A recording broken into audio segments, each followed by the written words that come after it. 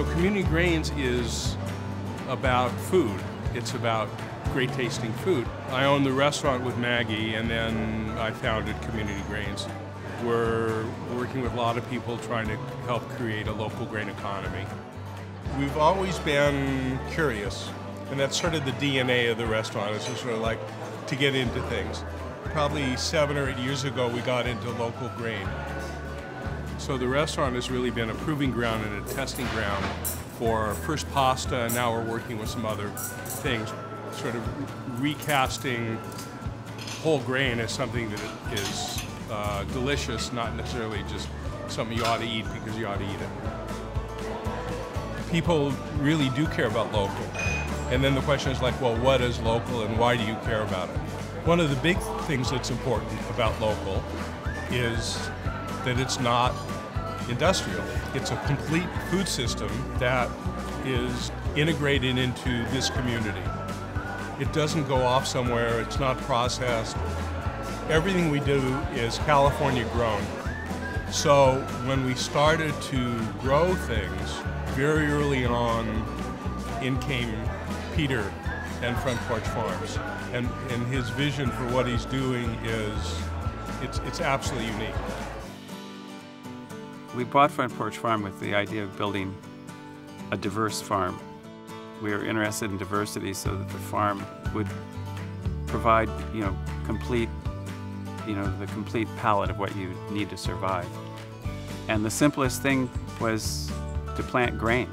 It seemed to me, it made so much sense, because it had a long shelf life, it was useful in all sorts of ways.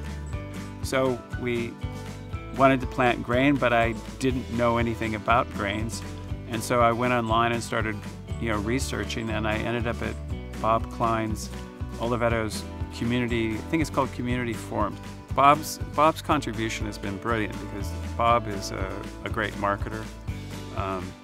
He's passionate, and he himself, through his enthusiasm and through the platform of his restaurant, he's brought huge attention to the whole idea of first of all, local grains, and second of all, probably more importantly, complete grains, whole grains. And that in turn provides both moral support for us growers. We feel encouraged that he's adding that dimension to what everybody, in their own respective corners is trying to do. So we're here at Front Porch Farm. We're located in Healdsburg, California. The whole ranch is about 100 acres or so, and we grow about 14 acres of wheat a year. Currently we have a few different varieties.